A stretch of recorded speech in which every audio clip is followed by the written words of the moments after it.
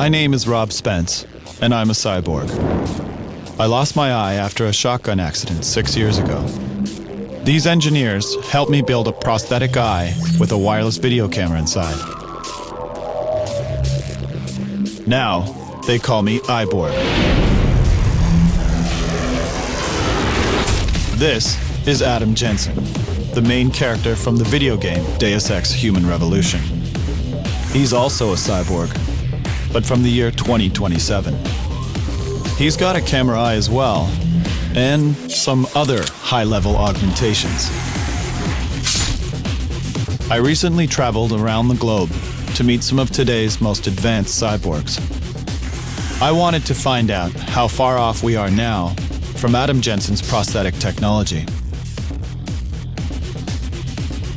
Naturally, the eye is the first thing I wanted to look at. Prosthetic eyes in the world of Deus Ex are digital, and they interface directly with the brain. My own bionic eye is simply a camera that transmits video to a receiver with no connection to the optic nerve.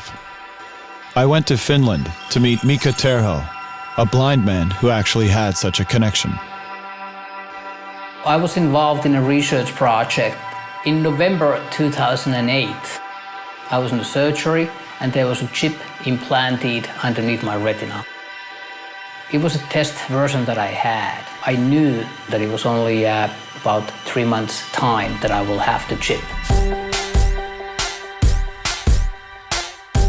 The retinal chip is very small in size. It's a 3 by 3 millimeters. It's placed right underneath the retina in order to replace the broken photoreceptors.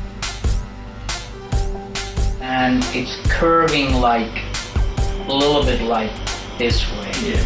So it's okay. It must be a banana. I mean, that's what it looks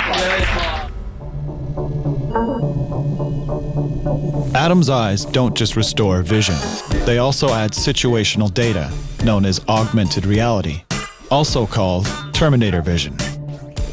Augmented reality is the superimposition of data onto the world that you see. For instance, we have a firefighter mask. It's in prototype right now that allows the firefighter to get some essential data today. It uses relatively low fidelity computer processors to present them with oxygen levels, ambient room temperature. In this world, in the firefighter environment, if you make a fist, it activates the menu and it puts the menu in your hand and it's actually on your fingertips. I anticipate within the next year we'll have functioning prototypes, and then the following year we'll have products that we can bring to market.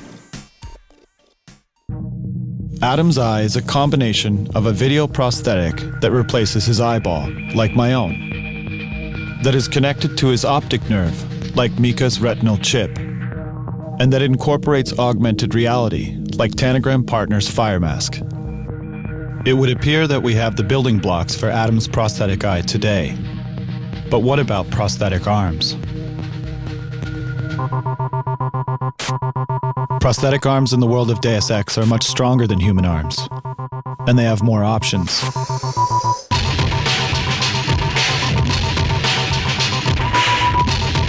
They're more accurate, and they even help you play piano better. Meet Jason Henderson from West Virginia and Kieran McCammon from California.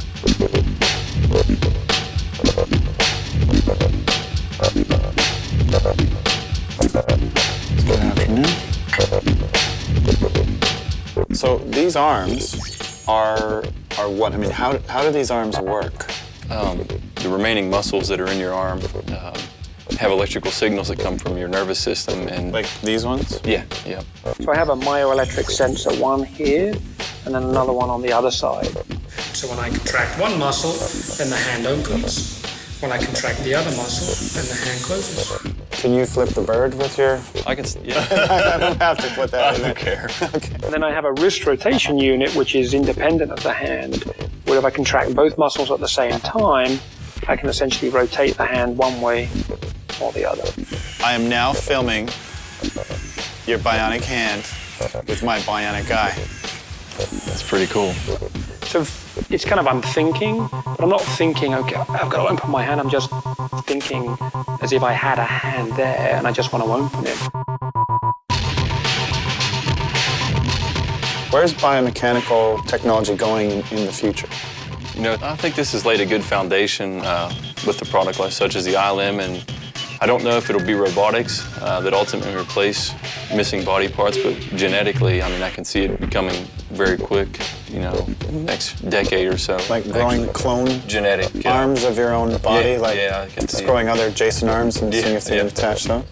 Yeah, I mean, if you plot out, you know, the most famous, I think, Moore's Law, and you just plot the speed, the processing speed of CPUs, you get an exponential curve.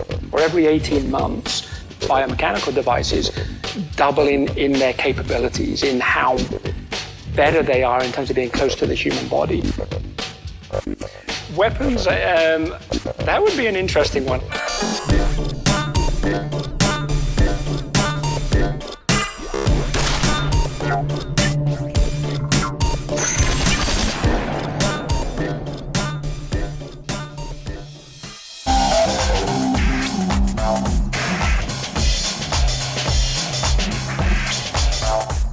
Adam has prosthetic legs that are faster, with more endurance and power. Where are we with prosthetic legs today?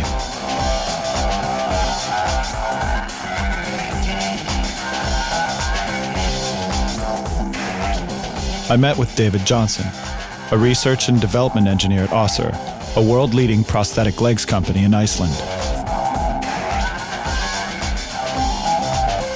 And this is Staff Sergeant Heath Calhoun from Tennessee in the United States, who is actually pretty quick.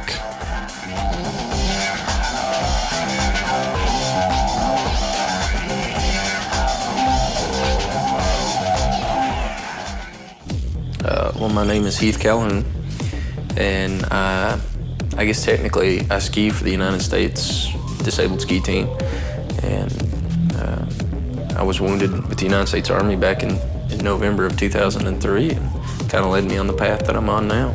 These are your prosthetic legs here that you walk around on all the time. You have a knee unit, the pylon, and then the foot. You got flex in the heel, you got, and it's split so that you get it to flex on both sides. Like a ninja slipper. Like, yes. The knee is a hydraulic knee unit that has a microprocessor inside it. The knee is updated, the microprocessor is updated 50 times a second by a sensor that's in this pylon that tells the knee whether or not to add or remove hydraulic resistance.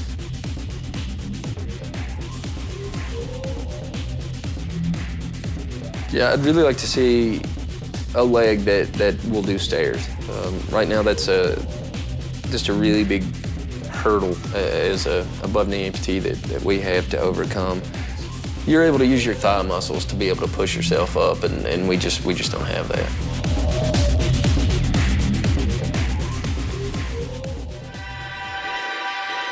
At Össur Prosthetics in Iceland, they've developed technology that addresses this problem, the power knee.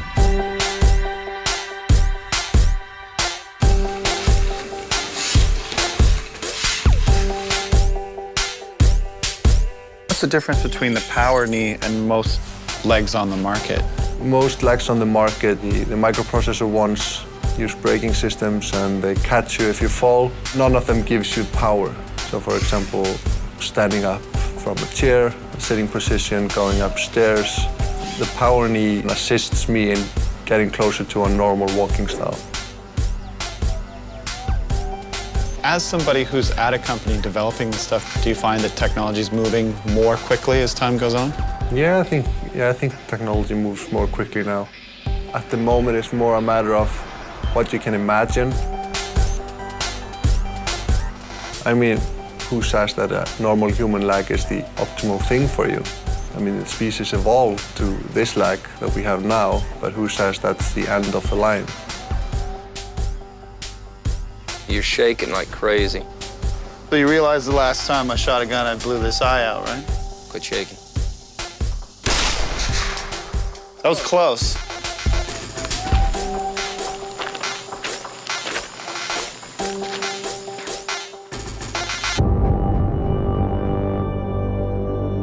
Prosthetic arms and legs are beginning to approximate the functionality of our natural limbs.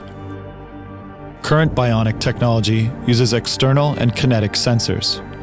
We're only just beginning to experiment with neural prosthetics like those of Adam Jensen. Is the technology that Adam Jensen have possible by the year 2027? Absolutely. Absolutely will we get there. But the real challenge is the brain-to-machine interface. Every brain is unique, and it grows based on your experience. So where you process a certain piece is relatively where I process it, but there's not an exact location. Well, if you compare any other technical device, cell phones or whatever, and then just the rate of development is so quick. So retinal implants, artificial prostheses will definitely follow the same path. That's an interesting one. I mean, choosing to have your limb removed so you can get a bionic replacement because it's better than the real thing.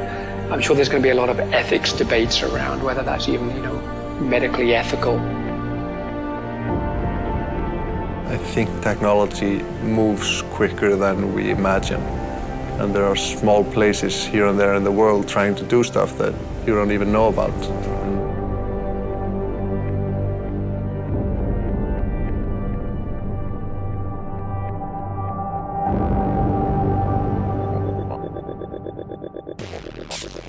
Technology's moving so rapidly, many theorists are saying we're on the verge of fundamentally changing as human beings. In the meantime, for those of us missing parts of our bodies, we'll keep exploring and upgrading. It's possible we are the pioneers of a new cybernetic age, not unlike the world of Deus Ex Human Revolution.